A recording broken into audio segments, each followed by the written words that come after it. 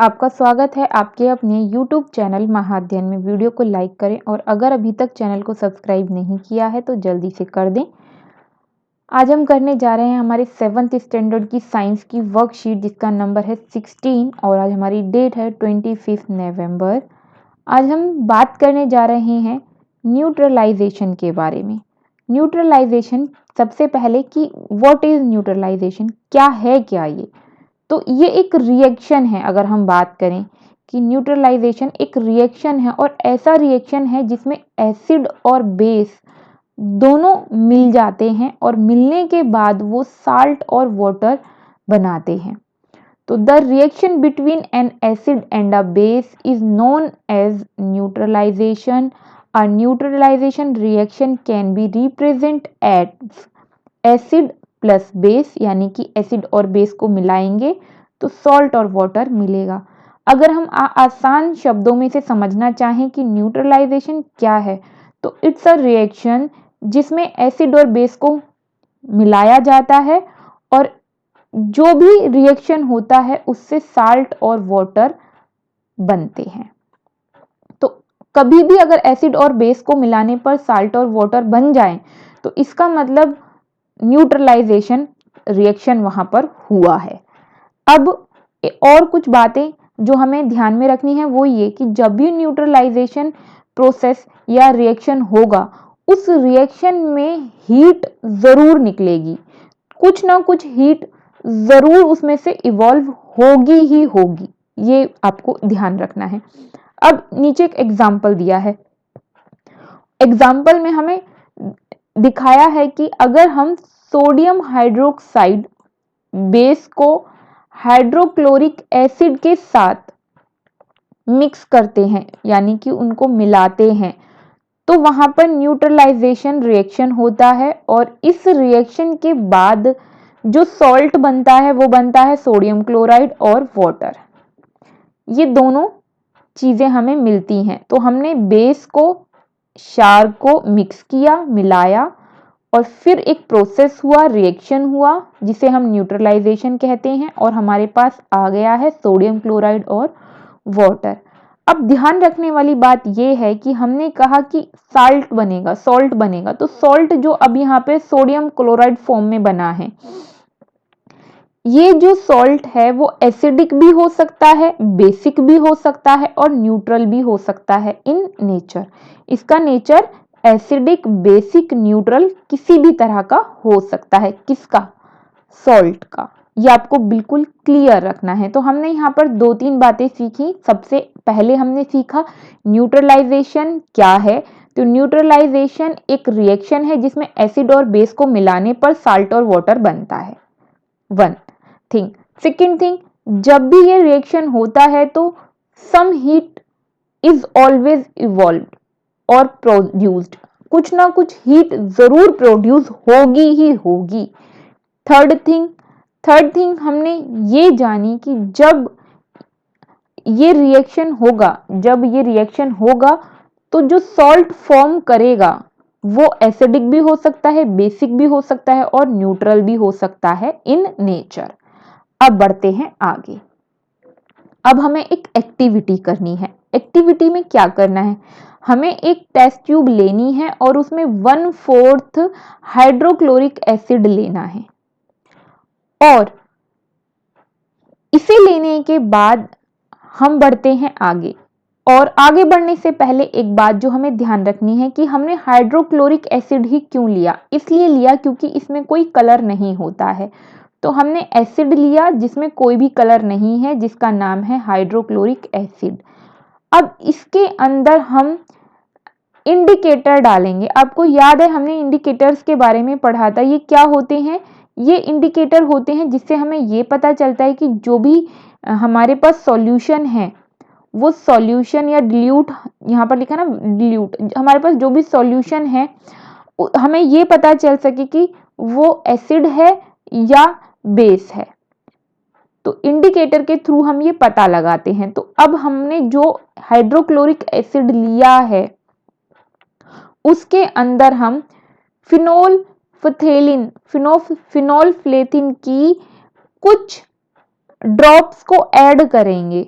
अब बात आती है कि जब हमने इंडिकेटर लिया तो हमने फिनोल्फथेलिन को ही क्यों लिया? तो फिनोल्फथेलिन को इसलिए लिया क्योंकि ये भी कलरलेस है, इसके अंदर भी कलर नहीं होता है। हमने बिना कलर वाला इसलिए लिया है ताकि यहाँ पे रिएक्शन के बाद हमें पता चल सके कि जो भी हमने लिया उसमें कुछ चेंज हुआ या नहीं हुआ, क्योंकि आपको याद है ना, इंडिकेटर्स के थ्रू भी हम कलर चेंज करके ही पता लगाते हैं कि जो चीज़ हमारे पास है वो बेस है या एसिडिक है। इसीलिए हमने हाइड्रोक्लोरिक एसिड लिया जो कलरलेस है, इंडिकेटर लिया फिनोल्फथेलिन जो कलरलेस है। इसके बाद हमने इसे हिलाया, इसको शेक किया, इसका कलर बिल्कुल भी चेंज नहीं होता है, no change in the colour. अब हमें क्या करना है, हमें एक ड्रॉपर लेना है और ड्रॉपर में हम हाइड्रोक्साइड सॉल्यूशन लेंगे। अब हाइड्रोक्साइड सॉल्यूशन जो हमने लिया इसके ड्रॉप करके इसके टेस्ट ट्यूब के अंदर डालेंगे जिसके अंदर हमारा हाइड्रोक्लोरिक एसिड था। तो हाइड्रोक्लोरिक एसिड के अंदर हमने hydroxide solution, sodium hydroxide solution को डालना स्टार्ट किया ड्रॉप करके, और धीरे धीरे हम उसे हिलाते भी जाएंगे और ड्रॉप डालते भी जाएंगे। हम देखेंगे इसका कलर लाइट पिंक हुआ और फिर धीरे धीरे इसका कलर जो है वो पिंक हो गया। जैसे ही इसका कलर पिंक हो जाता है हम इसके अंदर और ऐड करना बंद कर देंगे, सोडियम हाइड्रोक्साइड को और ऐड नहीं करेंगे। अब हमें क्या पता चला? अब हमें 2-3 बातें यहाँ पर पता चली। सबसे पहले तो हमें जो पता चल रहा है कि हमने यहाँ पर एसिड में क्या मिलाया, एसिड में हमने बाद में बेस को मिलाया, और जब हम एसिड और बेस को मिलाते हैं तो हमें पता है कि हीट प्रोड्यूस होती है। ये जब आप पूरा प्रोसेस करेंगे और उसके बाद आप जैसे ही टेस्ट ट्यूब को छुएंगे तो आपके हाथ को गर्म लगेगा, जिससे ये यहाँ पर क्लियर होता है कि हम जैसे ही एसिड को मिलाते हैं बेस के साथ वैसे ही हीट प्रोड्यूस होती है। और कुछ बातें जो हमें पता चलती हैं वो ये कि हाइड्रोक्लोरिक एसिड को टेस्ट ट्यूब में जब हम ये पूरे न्यूट्रलाइजेशन होता है, मतलब न्यूट्रलाइज की जो पूरी प्रोसेस है वो होती है सोडियम हाइड्रोक्साइड के साथ, तो वो बेस है। मतलब ये मैं आपको जो बता चुकी हूँ यहाँ पर वही बातें बताई गई हैं कि ये एसिड था, ये बेस था, फिर उसके बाद न्यूट्रलाइजेशन रिएक्शन हुआ, रिएक्शन होने के बाद हमें सॉल्यूशन ने पिंक कलर दिया। वही सब बातें जो मैंने आपको अभी बता दी हैं वहां पर, यहाँ पर वही सब लिखी हुई हैं। तो अभी आपको ये ध्यान में रखना है कि हमारे पास कलरलेस एसिड था, कलरलेस इंडिकेटर था, उसके बाद जब हमने उसमें बेस मिलाया तो उसका कलर पिंक हो गया। और जो मैंने आपको बताया कि अगर हम उसके तुरंत बाद टेस्ट ट्यूब को टच करेंगे तो हमें वो हॉट लगती है। क्यों? क्योंकि न्यूट्रलाइजेशन के प्रोसेस में हीट प्रोड्यूस होती है, ये मैंने आपको बताया था, हीट इज इवॉल्व्ड, और इसीलिए जो टेस्ट ट्यूब है उसका टेम्परेचर बढ़ जाता है और हमें हॉट फील आता है। तो अभी हमने 3-4-5 बातें यहाँ पर आज की वर्कशीट में सीखी। तो फिलहाल इस प्रोसेस से हमने ये सीखा कि हीट प्रोड्यूस होती है बेस को और एसिड को मिलाकर जब न्यूट्रलाइज्ड प्रोसेस होता है, न्यूट्रलाइजेशन का प्रोसेस होता है। इसके अलावा हमने ये भी आज जान ही लिया कि कौन कलरलेस हमारे पास इंडिकेटर था, कौन सा हमारे पास एसिड था जो कलरलेस था, और इस तरीके से हम और भी कुछ बातें जान सके। फिलहाल बढ़ते हैं, आज हमने क्या सीखा। सबसे पहले हमसे पूछा गया है what name is given to the reaction in which. फिलहाल हमें ये बताना है कि वो रिएक्शन क्या होता है, उसे हम क्या बोलते हैं, उस रिएक्शन का नाम क्या है जिसमें एसिड और बेस को मिलाया जाता है तो सॉल्ट और वाटर बनता है। तो सीधी सी बात है, ये तो हम पढ़ ही रहे थे, सारी तो वर्कशीट इसी के ऊपर थी। तो इसका नाम है न्यूट्रलाइजेशन। सेकंड क्वेश्चन हमसे पूछा है कि सोडियम हाइड्रोक्साइड, हम अच्छे तरीके से जानते हैं कि सोडियम हाइड्रोक्साइड एक बेस है और सोडियम हाइड्रोक्साइड और हाइड्रोक्लोरिक एसिड को अगर हम मिक्स करते हैं और न्यूट्रलाइज होता है वो, तो साल्ट और वाटर फॉर्म होगा, यानी कि इन दोनों के मिलने पर साल्ट और वाटर बनेगा। तो हम कहेंगे बिल्कुल ऐसा ही है, क्योंकि न्यूट्रलाइज यहाँ पर हो रहा है, इन्होंने लिख दिया है कि न्यूट्रलाइजेशन की प्रोसेस होगी, तो प्रोसेस होगी तो सॉल्ट और वाटर भी बनेगा ही बनेगा, तो ये ट्रू है। फिर नेक्स्ट इन्होंने हमसे कहा है कि salt produced during neutralisation reaction में बी, मतलब सॉल्ट जो प्रोड्यूस होता है वो नेचर में किस किस तरीके का हो सकता है। तो हमने बात की थी कि न्यूट्रलाइजेशन के दरमियान प्रोसेस में जो सॉल्ट बनता है वो बेसिक भी हो सकता है, वो एसिडिक भी हो सकता है और वो न्यूट्रल भी हो सकता है।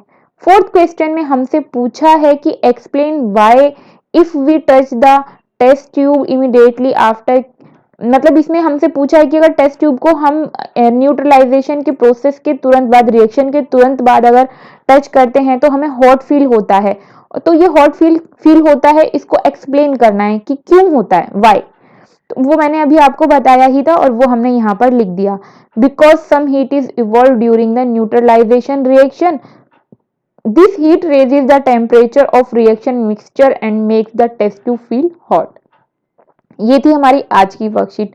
आई होप कि आपको आपकी वर्कशीट के वीडियो के थ्रू कॉन्सेप्ट को क्लियर करने में हेल्प मिली होगी और आपको आपका पूरा चैप्टर, या ये कहें कि चैप्टर का ये जो पूरा पोर्शन था ये आपको अच्छे से समझ में आया होगा। आपको आपका होमवर्क करने में भी इससे हेल्प मिली होगी। माय डियर स्टूडेंट्स, अगर आप चाहते हैं कि आगे भी ये वीडियोस आपको महाअध्ययन की तरफ से इसी तरह मिलती रहें, कॉन्सेप्ट क्लियर होता रहे, होमवर्क भी होता रहे आसानी से, तो इसके लिए जरूरी है कि चैनल चलता रहे। उसके लिए जरूरी है कि इस पर लाइक्स और शेयर बराबर आते रहें और साथ में इस पर सब्सक्राइबर्स भी बढ़ते रहें। तो वीडियो को लाइक करना तो बिल्कुल भी ना भूला करें, जरूर कर दिया करें। अगर आपको लगता है कि आपको थोड़ी सी भी इससे हेल्प हुई है तो लाइक जरूर कर दें, और अगर आपने इसे अभी तक सब्सक्राइब नहीं किया है तो प्लीज सब्सक्राइब कर दीजिए। आपकी वीडियो के नीचे आ रहा है एक रेड कलर का निशान जिस पर लिखा है सब्सक्राइब, क्लिक करते ही उसका कलर चेंज हो जाएगा और चैनल हो जाएगा सब्सक्राइब्ड। चैनल को बस एक ही बार सब्सक्राइब करना है। फिर मिलते हैं ऐसी ही अच्छी सी वीडियोस के साथ, तब तक के लिए स्वस्थ रहें, खुश रहें, नमस्कार और धन्यवाद।